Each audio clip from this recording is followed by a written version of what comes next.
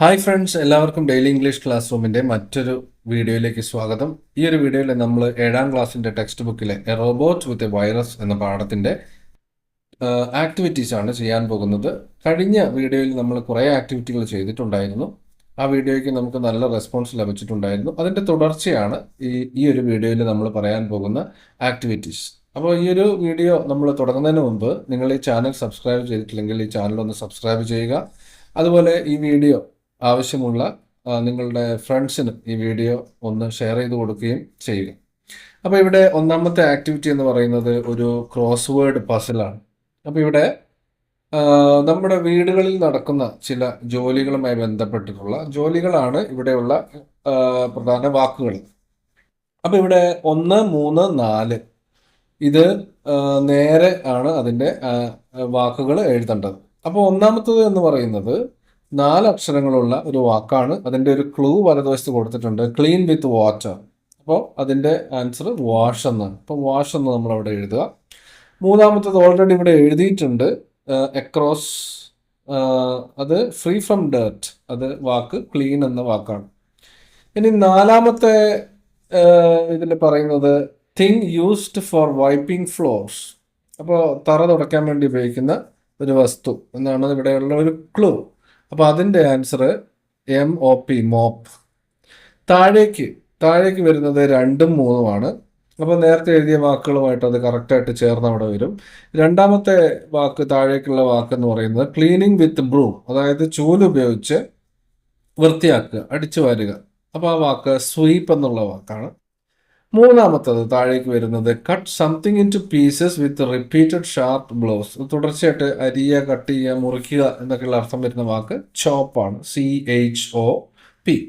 അപ്പോൾ ഇവിടെ ചുവന്ന അക്ഷരത്തിൽ കൊടുത്തിരിക്കുന്ന ഭാഗങ്ങൾ, ആ വാക്കുകൾ ഈ പറഞ്ഞ ക്രമത്തിൽ എഴുതി കഴിഞ്ഞാൽ നമ്മുടെ ക്രോസ് വേർഡ് പസിൽ പൂർത്തിയാകും. ഓക്കെ, ഇനി നമുക്ക് അടുത്ത ആക്ടിവിറ്റിയിലേക്ക് പോകാം.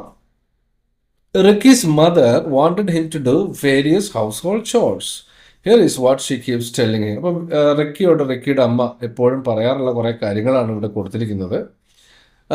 എന്തൊക്കെയാണ്? Ricky keep your school bag in the study room. School bag study റൂമിൽ കൊണ്ടുപോയി വെക്കുക. Ricky put your clothes in the washing machine. വസ്ത്രങ്ങളെല്ലാം വാഷിംഗ് മെഷീനിൽ ഇടുക.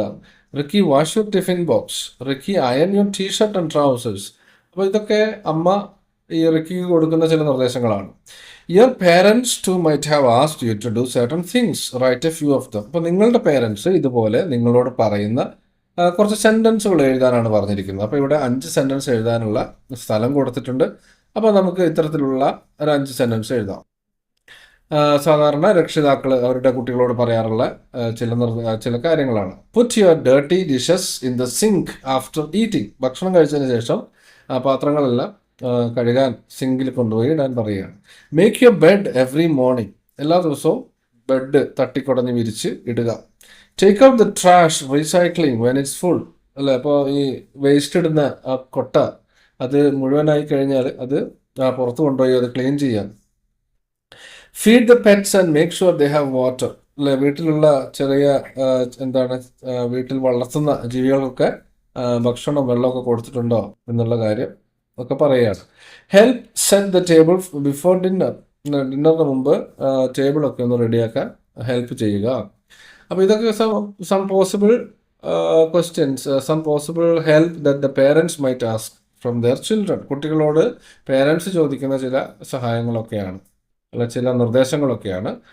ഇനി how will you ask your parents to do something for you. ഇനി തിരിച്ച് ഇങ്ങോട്ട്, അതായത് പേരൻസിൻ്റെ സഹായം നിങ്ങൾക്ക് ആവശ്യമായി വരുമ്പോൾ നിങ്ങൾ പറയുന്ന ചില സെൻറ്റൻസുകൾ, അത്തരം അവസരങ്ങളിൽ പറയുന്ന ഒരു 5 സെൻറ്റൻസുകളാണ് ഇവിടെ എഴുതാൻ പറഞ്ഞിരിക്കുന്നത്. ഒരെണ്ണം ഇവിടെ കൊടുത്തിട്ടുണ്ട്, mother please help me pack my lunch. ഈ ലഞ്ച് പാക്ക് ചെയ്യാൻ എന്നെ സഹായിക്കാമോ. അപ്പോൾ അത്തരത്തിലുള്ള കുറച്ച് സെൻറ്റൻസുകൾ ഇവിടെ കൊടുത്തിട്ടുണ്ട്. നമുക്ക് അവിടേക്ക് എഴുതാൻ പറ്റുന്ന സെൻറ്റൻസുകളാണ്. Could you please help me review my homework ഒന്ന് ശരിയാണോ നോക്കാൻ എന്നെ സഹായിക്കാമോ. Can we discuss plan for the weekend. ഈ ആഴ്ച അവസാനം നമ്മൾ എന്തൊക്കെയാണ് ചെയ്യുന്നതെന്നുള്ളതിനെ കുറിച്ച് നമുക്കൊന്ന് ഡിസ്കസ് ചെയ്താലോ. I would like your advice on choosing a new book to read. അപ്പോൾ ഒരു പുതിയ പുസ്തകം എനിക്ക് വായിക്കണം. അപ്പോൾ അതിന് ഏത് പുസ്തകമാണ് ഞാൻ വായിക്കേണ്ടത് എന്നുള്ളൊരു ഉപദേശം തരാമോ. Could we talk about setting up A study schedule. അപ്പോൾ നമുക്ക് ഒരു സ്റ്റഡി ടൈം ഫിക്സ് ചെയ്താലോ. I need help organising my room. എൻ്റെ റൂം ഒന്ന് വൃത്തിയാക്കാൻ, ഒന്ന് അറേഞ്ച് ചെയ്ത് വെക്കാൻ എനിക്ക് നിങ്ങളുടെ സഹായം ആവശ്യമുണ്ട്. അപ്പോൾ ഇതൊക്കെ നമുക്ക് എഴുതാം. ഇനി അടുത്ത ആക്ടിവിറ്റിയിലേക്ക് വരുമ്പോൾ, look at the following paragraph from the story. Off he went running to his parents. Father, this butler robot is faulty. He has filched my things. I think they programmed him badly. Let us send him off. അപ്പോൾ ഇവിടെ Ricky പറഞ്ഞിട്ടുള്ള ഒരു sentence ആണ് കൊടുത്തിരിക്കുന്നത്. Note the sentences given below. അപ്പോൾ ഇത്തരത്തിലുള്ള സെൻറ്റൻസുകളുടെ pattern നമ്മൾ ശ്രദ്ധിക്കുകയാണെങ്കിൽ അതിൻ്റെ ചില പ്രത്യേകതകളുണ്ട്. അപ്പോൾ എന്താണ്, കഴിഞ്ഞ കാലത്ത് നടന്ന ചില സംഭവങ്ങൾ, പക്ഷേ അത് ഇപ്പോൾ പ്രസന്റിൽ അതിന് പ്രാധാന്യമുണ്ട്. അത്തരത്തിലുള്ള സെന്റൻസുകളാണ്. Sentences like the above refer to an action completed in the past having its relevance in the present. അതായത് കഴിഞ്ഞ കാലത്ത് നടന്ന സംഭവം എന്നാൽ ഇപ്പോൾ പ്രാധാന്യമുള്ളതുമായ സംഭവങ്ങളാണ് ഈ തരത്തിൽ നമ്മൾ എഴുതുന്നത്. അപ്പോൾ ഇവിടെ ഒരു പാരഗ്രാഫ് കൊടുത്തിട്ടുണ്ട്. ഈ ഒരു പാരഗ്രാഫിൽ അങ്ങനെയുള്ള സെന്റൻസുകൾ എഴുതാൻ പറഞ്ഞിട്ടുണ്ട്. അപ്പോൾ നമുക്കത് ഇങ്ങോട്ടേക്ക് എഴുതാം. Here are 5 sentences from the paragraph that refer to actions completed in the past but have relevance in the present. പക്ഷേ ഇപ്പോൾ പാസ്റ്റിൽ ചെയ്ത കാര്യം ഇപ്പോൾ പ്രസൻറ്റിൽ പ്രാധാന്യമുള്ളതുമായ കാര്യങ്ങളാണ്. അങ്ങനെയുള്ള 5 സെൻറ്റൻസാണ്. I have lived here for 30 years. I have always looked upon this place as my home. My children advise me against living here in my old age. There are no good hospitals here. The government has promised the residents here a new multi-speciality hospital which is expected to come up soon. അപ്പം ഈ സെൻറ്റൻസുകളൊക്കെ നമുക്ക് എഴുതാം. ഇനി നമ്മൾ അടുത്ത ആക്ടിവിറ്റിയിലേക്ക് പോകുമ്പോൾ, you might have prepared some posters while observing environment. അപ്പോൾ പരിസ്ഥിതി ദിനവുമായി ബന്ധപ്പെട്ട് ചില പോസ്റ്ററുകളൊക്കെ നിങ്ങൾ നിർമ്മിച്ചിട്ടുണ്ടാവും. അപ്പോൾ ഈ പോസ്റ്ററുകളുടെയൊക്കെ പ്രത്യേകത എന്താണ്? ഈ കാര്യങ്ങൾ ഒക്കെ പോസ്റ്ററിൽ എങ്ങനെയായിരിക്കും അതിൻ്റെ കോണ്ടന്റ്, പിക്ചർ, ഗ്രാഫിക്സ്, ഇലസ്ട്രേഷൻ. അപ്പോൾ ഇതിലുള്ള കാര്യങ്ങൾ, ഇതിലുപയോഗിച്ചിരിക്കുന്ന ചിത്രങ്ങൾ, ഗ്രാഫിക്സ്, അതുപോലെ അതിൻ്റെ ഒരു സ്റ്റൈല്, ലേ ഔട്ട്, അതിലുപയോഗിച്ചിരിക്കുന്ന മെസ്സേജസ് എന്തൊക്കെയാണ്, ഇങ്ങനെയുള്ള കാര്യങ്ങളൊക്കെ നമ്മൾ എന്തൊക്കെയാണ് ശ്രദ്ധിക്കേണ്ടതെന്നാണ് ഇവിടെ പറഞ്ഞിരിക്കുന്നത്. അപ്പോൾ പോസ്റ്ററുകളുടെ പ്രധാനപ്പെട്ട ഫങ്ഷൻസ് നമുക്ക് 3ആയിട്ട് തിരിക്കാം. ഒന്ന്, അഡ്വർടൈസ്മെൻറ്റ് ആൻഡ് പ്രൊമോഷൻ. അതായത് പരസ്യം കൊടുക്കുക, എന്തെങ്കിലും സാധനങ്ങളൊക്കെ പ്രൊമോട്ട് ചെയ്യുക, ആളുകളെ അത് വാങ്ങാൻ പ്രേരിപ്പിക്കുക, അങ്ങനെയുള്ള പോസ്റ്റേഴ്സ് ഉണ്ട്. Posters are widely used for advertising products, event, services or promoting campaigns. They attract attention through visual elements and concise messages. ചെറിയ മെസ്സേജസിലൂടെ, അതിൻ്റെ ചിത്രത്തിലൂടെ ആളുകളെ ആകർഷിക്കുക. Aiming to inform and persuade viewers. അപ്പോൾ ആളുകൾക്ക് വിവരം കൊടുക്കാനും അതുപോലെ ആളുകളെ ഇത് വാങ്ങാൻ പ്രേരിപ്പിക്കുന്നതുമായിട്ടുള്ള പോസ്റ്റേഴ്സ്. ഇനി രണ്ടാമത്തെ തരം പോസ്റ്റേഴ്സാണ് ഇൻഫർമേഷൻ ഡിസമിനേഷൻ. അതായത് ഒരു ഇൻഫർമേഷൻ, ഒരു കാര്യം പറയാൻ വേണ്ടിയിട്ട് ഉപയോഗിക്കുന്ന പോസ്റ്റേഴ്സ്, ഒരു വിവരം നൽകാൻ വേണ്ടിയിട്ട് ഉപയോഗിക്കുന്ന posters. Posters are effective in conveying information quickly and concisely. They are used to educate the public about important issues. അപ്പോൾ ചില പ്രധാനപ്പെട്ട വിഷയങ്ങൾ, ചില പ്രധാനപ്പെട്ട പ്രശ്നങ്ങൾ, ഇതിനൊക്കെ ജനങ്ങളെ അറിയിക്കാൻ വേണ്ടിയിട്ട് നമ്മൾ പോസ്റ്റർ ഉപയോഗിക്കും. Provide directions or instructions or communicate announcements in public space. പൊതുവായിട്ട് ആളുകളെ അറിയിക്കാനൊക്കെ ഇത്തരം പോസ്റ്ററുകൾ ഉപയോഗിക്കും. ഇനി മറ്റൊരു ടൈപ്പ് പോസ്റ്ററാണ് ഡെക്കറേഷൻ ആൻഡ് ആർട്ടിസ്റ്റിക് എക്സ്പ്രഷൻസ്. ചില പോസ്റ്റേഴ്സ് നമ്മുടെ വീടുകളുടെയൊക്കെ ഉള്ളിലൊക്കെ നമ്മൾ, അതുപോലെ ബിൽഡിങ്ങിൻ്റെ ഉള്ളിലൊക്കെ നമ്മൾ അത് ആ റൂമൊക്കെ കൂടുതൽ ഭംഗിയാക്കാൻ വേണ്ടി ഉപയോഗിക്കുന്ന പോസ്റ്ററുകളാണ് മൂന്നാമത്തെ ടൈപ്പ് പോസ്റ്ററുകൾ എന്ന് പറയുന്നത്. അപ്പോൾ അതാണ് ഇവിടെ പറഞ്ഞിരിക്കുന്നത്. Posters can also serve aesthetic purpose. ഇപ്പോൾ സൗന്ദര്യവൽക്കരണത്തിൻ്റെ ഭാഗമായിട്ടുള്ള പോസ്റ്ററുകൾ. Enhancing the visual appeal of space. അപ്പോൾ അത് കാണുമ്പോൾ, ആ റൂം കാണുമ്പോൾ നമുക്ക് അതിൻ്റെ ഭംഗി കൂട്ടാൻ വേണ്ടിയിട്ട്, റൂമിൻ്റെ ഭംഗി കൂട്ടാനൊക്കെ വേണ്ടിയിട്ടുള്ള പോസ്റ്ററുകളാണ്. They may feature art work. ഇപ്പോൾ എന്തെങ്കിലും ചിത്രങ്ങളോ പെയിൻറ്റിങ്സോ അങ്ങനെയുള്ളതൊക്കെ ആവാം. ഇൻസ്പിറേഷണൽ കോട്ട്സ്, നമ്മളെ ആകർഷിക്കുന്ന മഹത് വചനങ്ങളാവാം. ഡെക്കറേറ്റീവ് ഡിസൈനുകളാവാം. ഇതൊക്കെ ആ റൂമിൻ്റെ ഒരു ഭംഗി, ഒരു മൂഡ് ക്രിയേറ്റ് ചെയ്യാനൊക്കെ ഉപകരിക്കുന്നതാണ്. പിന്നെ സ്ലോഗൻസ്. ഏതൊക്കെ തരത്തിലുള്ള സ്ലോഗൻസ് എന്ന് വെച്ചാൽ മുദ്രാവാക്യങ്ങളാണ്. അപ്പോൾ അതിൻ്റെ പ്രത്യേകതകൾ നമുക്കിവിടെ പഠിക്കാനുണ്ട്. അപ്പോൾ ക്യാച്ചി സ്ലോഗൻസ്, നമ്മളെ പെട്ടെന്ന് ആകർഷിക്കുന്ന സ്ലോഗൻസ്, അതിൻ്റെ ഒരു 3 ഉദാഹരണങ്ങൾ കൊടുത്തിട്ടുണ്ട്. ഡയറക്റ്റ് കമാൻഡ്സ് ഓർ അപ്പീൽസ്, നമുക്ക് ചില ഓർഡറുകൾ തരുന്ന തരത്തിലുള്ള സ്ലോഗൻസ്. വിഷ്വൽ മെറ്റഫേഴ്സ് ഉപയോഗിച്ചിട്ടുള്ള സ്ലോഗൻസ്.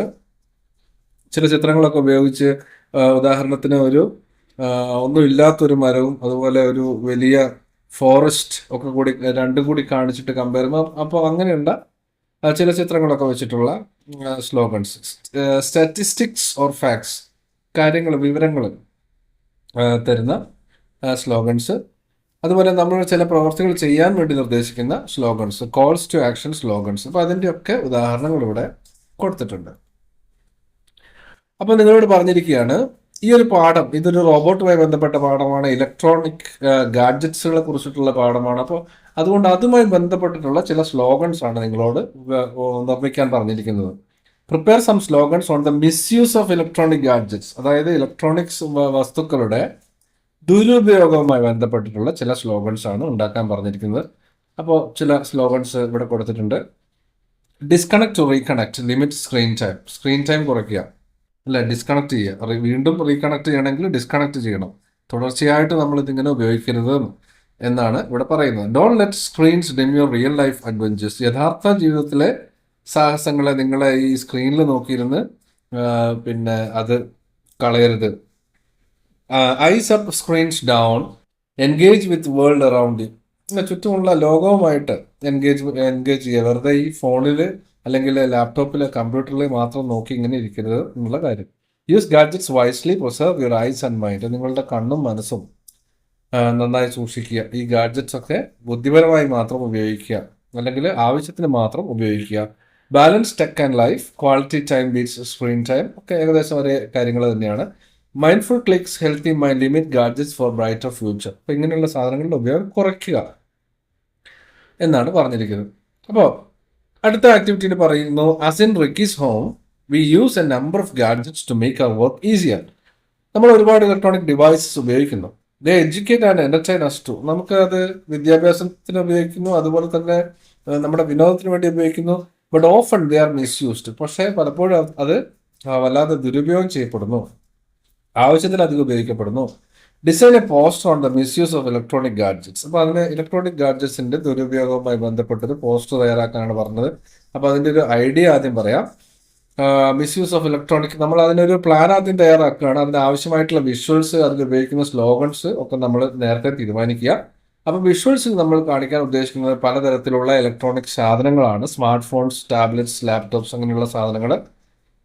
അതിലേക്ക് നോക്കിക്കൊണ്ടിരിക്കുന്ന ഒരു കുട്ടിയുടെ ചിത്രം, അതുപോലെ ആളുകൾ അവരുടെ ജോലികളൊക്കെ ഒഴിവാക്കിക്കൊണ്ട് ഇത്തരം സാധനങ്ങളുമായിട്ട് ഇരിക്കുന്ന ചിത്രമോ ഒക്കെ നമുക്ക് കൊടുക്കാം.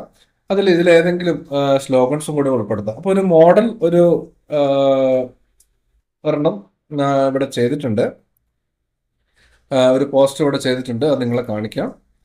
Don't let gadgets control your life. അപ്പോൾ ഇത്തരത്തിലുള്ള ഒരു പോസ്റ്റർ നിർമ്മിക്കാനാണ് നിങ്ങളോട് പറഞ്ഞിരിക്കുന്നത്.